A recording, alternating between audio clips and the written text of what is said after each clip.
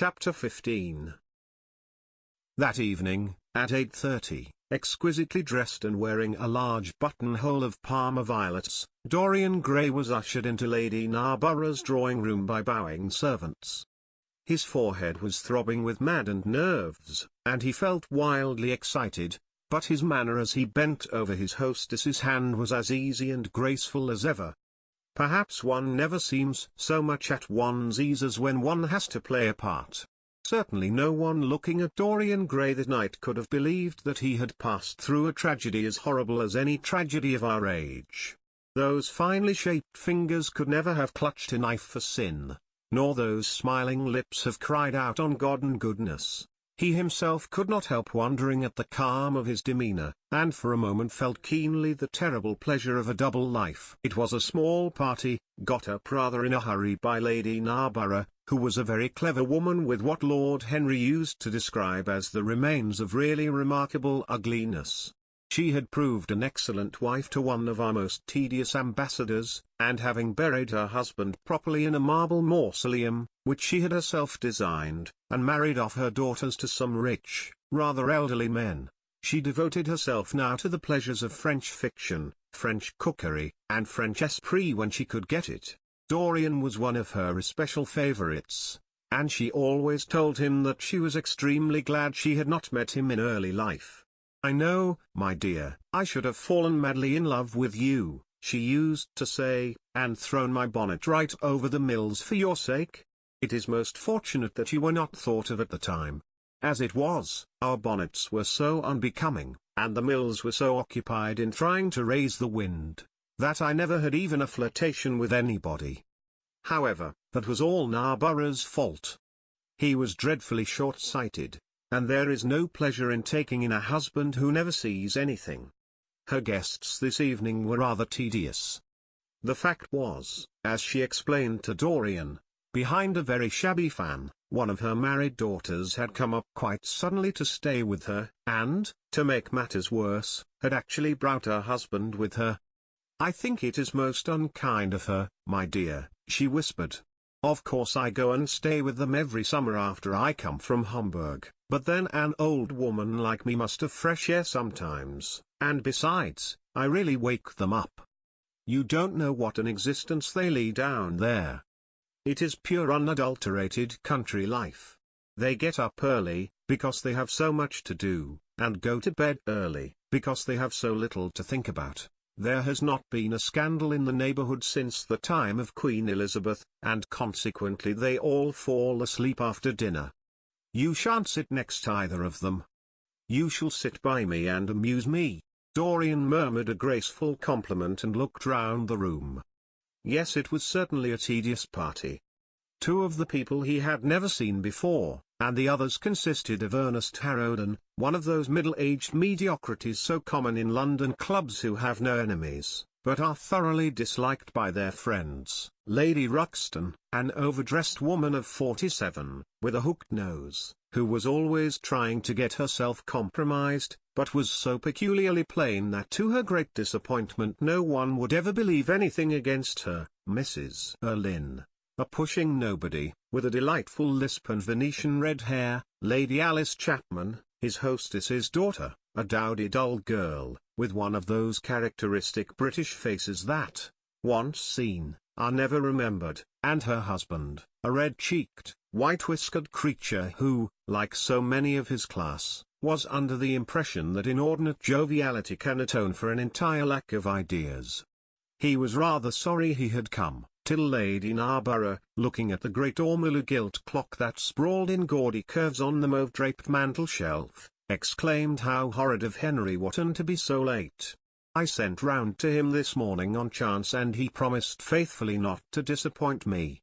It was some consolation that Harry was to be there, and when the door opened and he heard his slow musical voice lending charm to some insincere apology, he ceased to feel bored. But at dinner he could not eat anything. Plate after plate went away untasted. Lady Narborough kept scolding him for what she called an insult to poor Adolphe, who invented the menu specially for you, and now and then Lord Henry looked across at him, wondering at his silence and abstracted manner. From time to time the butler filled his glass with champagne. He drank eagerly, and his thirst seemed to increase. "Dorian," said Lord Henry at last, as the chauffoir was being handed round, "what is the matter with you tonight? You are quite out of sorts." "I believe he is in love," cried Lady Narborough, "and that he is afraid to tell me for fear I should be jealous." "He is quite right. I certainly should." "Dear Lady Narborough," murmured Dorian, smiling, "I have not been in love for a whole week, not, in fact, since Madame de Ferrol left town." "How you men can fall in love with that woman!" exclaimed the old lady. "I really cannot understand it.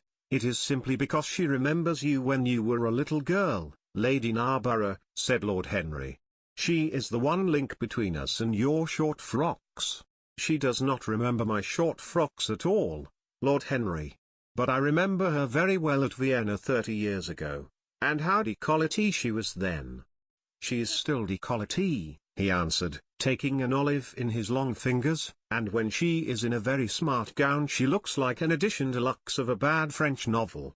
She is really wonderful, and full of surprises. Her capacity for family affection is extraordinary. When her third husband died, her hair turned quite gold from grief." "How can you, Harry?" cried Dorian. "It is a most romantic explanation," laughed the hostess.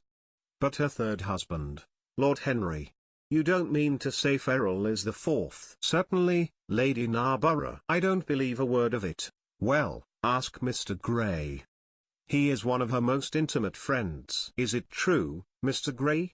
"She assures me so, Lady Narborough," said Dorian. "I asked her whether, like Marguerite de Navarre, she had their hearts embalmed and hung at her girdle. She told me she didn't, because none of them had had any hearts at all. 4 husbands. Upon my word that is trop d'oseille. Trop d'audace, I tell her," said Dorian. "Oh, she is audacious enough for anything, my dear." "And what is Ferrol like?" "I don't know him." "The husbands of very beautiful women belong to the criminal classes," said Lord Henry, sipping his wine. Lady Narborough hit him with her fan. "Lord Henry, I am not at all surprised that the world says that you are extremely wicked. But what world says that?" asked Lord Henry, elevating his eyebrows. "It can only be the next world. This world and I are on excellent terms. Everybody I know says you are very wicked," cried the old lady, shaking her head. Lord Henry looked serious for some moments. "It is perfectly monstrous," he said, at last, "the way people go about nowadays saying things against one behind one's back that are absolutely and entirely true." "Isn't he incorrigible?" cried Dorian, leaning forward in his chair. "I hope so," said his hostess, laughing. "But really, if you all worship Madame de Ferrol in this ridiculous way, I shall have to marry again so as to be in the fashion." "You will never marry again, Lady Narborough," broke in Lord Henry. "You were far too happy. When a woman marries again, it is because she detested her first husband. When a man marries again, it is because he adored his first wife. Women try their luck, men risk theirs." "Narborough wasn't perfect," cried the old lady. "If he had been, you would not have loved him, my dear lady," was the rejoinder. "Women love us for our defects. If we have enough of them, they will forgive us everything, even our intellects." "You will never ask me to dinner again after saying this, I am afraid, Lady Narborough, but it is quite true." "Of course it is true, Lord Henry. If we women did not love you for your defects, where would you all be? Not one of you would ever be married. You would be a set of unfortunate bachelors. Not, however, that would alter you much. Nowadays all the married men live like bachelors, and all the bachelors like married men." "Fin de siècle," murmured Lord Henry. "Fin du globe," answered his hostess. "I wish it were fin du globe," said Dorian with a sigh. "Life is a great disappointment." "Ah, my dear," cried Lady Narborough, putting on her gloves, "don't tell me that you have exhausted life. When a man says that, one knows that life has exhausted him. Lord Henry is very wicked, and I sometimes wish that I had been. But you are made to be good, you look so good. I must find you a nice wife. Lord Henry, don't you think that Mr. Grey should get married? I am always telling him so, Lady Narborough, said Lord Henry with a bow. Well, we must look out for a suitable match for him. I shall go through Debrett carefully tonight and draw out a list of all the eligible young ladies. With their ages, Lady Narborough? Asked Dorian. Of course, with their ages, slightly edited. But nothing must be done in a hurry. I want it to be what the Morning Post calls a suitable alliance, and I want you both to be happy. What nonsense people talk about happy marriages! Exclaimed Lord Henry. A man can be happy with any woman, as long as he does not love her. Ah! What a cynic you are! Cried the old lady, pushing back her chair and nodding to Lady Ruxton. You must come and dine with me soon again. You are really an admirable tonic, much better than what Sir Andrew prescribes for me. You must tell me what people you would like to meet, though. I want it to be a delightful gathering. I like men who have a future and women who have a past, he answered. Or do you think that would make it a petticoat party? I fear so, she said, laughing, as she stood up.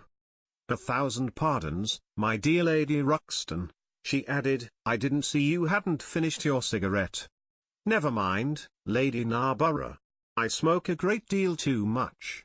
I am going to limit myself, for the future. Pray don't, Lady Ruxton, said Lord Henry. Moderation is a fatal thing. Enough is as bad as a meal. More than enough is as good as a feast. Lady Ruxton glanced at him curiously.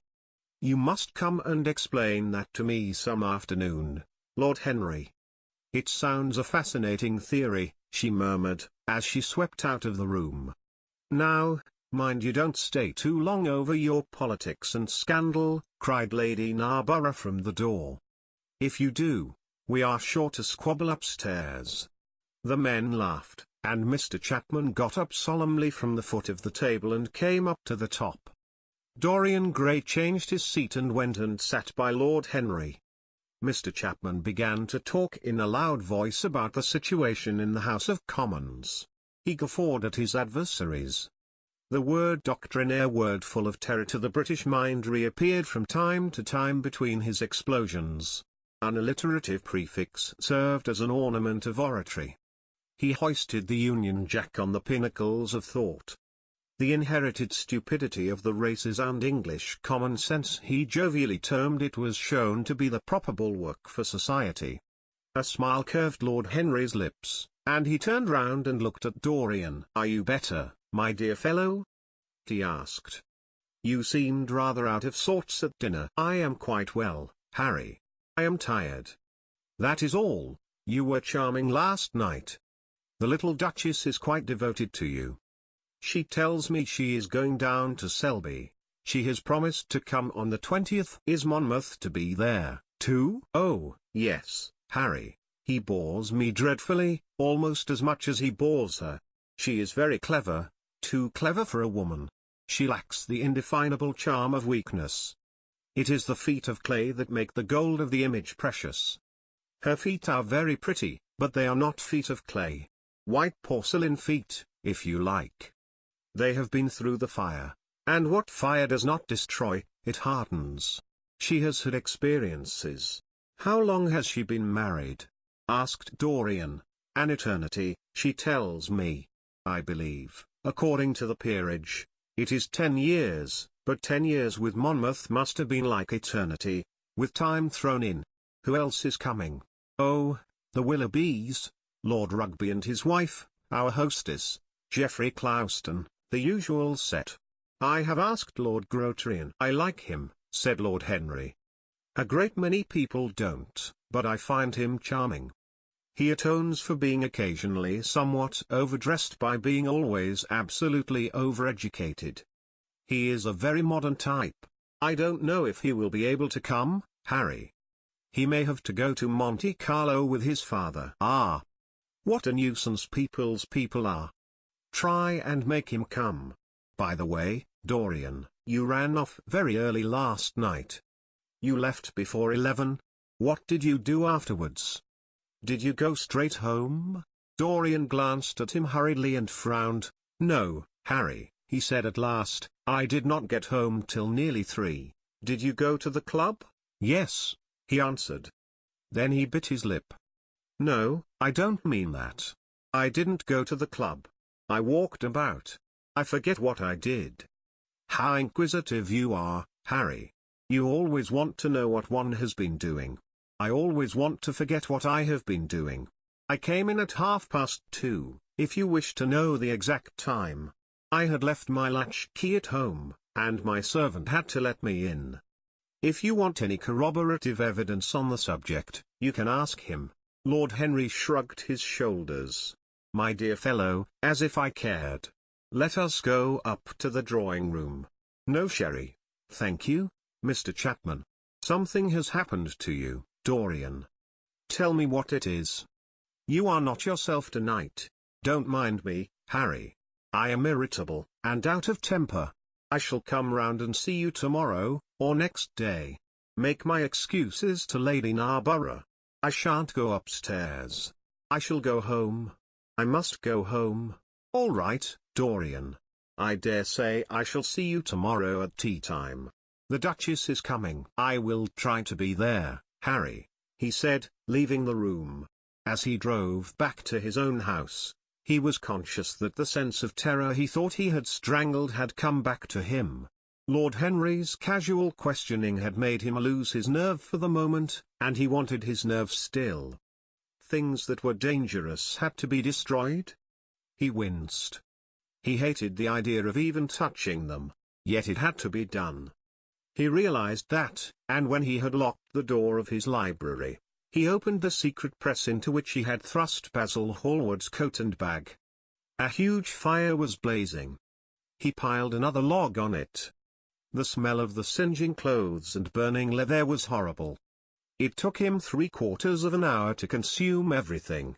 At the end he felt faint and sick, and having lit some Algerian pastils in a pierced copper brazier, he bathed his hands and forehead with a cool musk-scented vinegar. Suddenly he started. His eyes grew strangely bright, and he gnawed nervously at his underlip. Between two of the windows stood a large Florentine cabinet, made out of ebony and inlaid with ivory and blue lapis. He watched it as though it were a thing that could fascinate and make afraid, as though it held something that he longed for and yet almost loathed. His breath quickened. A mad craving came over him. He lit a cigarette and then threw it away. His eyelids drooped till the long fringed lashes almost touched his cheek, but he still watched the cabinet. At last he got up from the sofa on which he had been lying, went over to it, and having unlocked it, touched some hidden spring.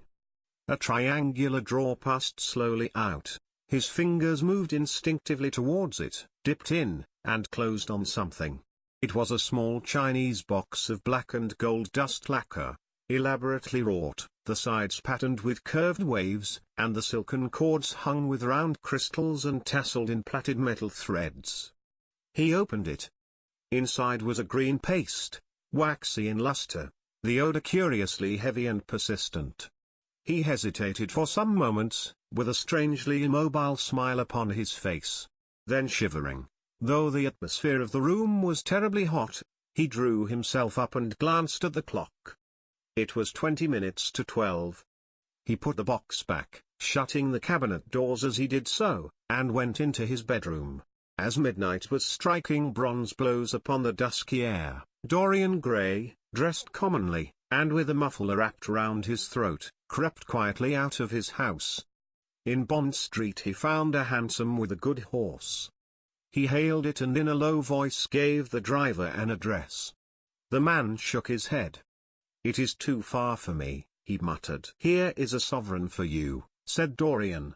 "You shall have another if you drive fast." "All right, sir," answered the man. "You will be there in an hour." And after his fare had got in he turned his horse round and drove rapidly towards the river.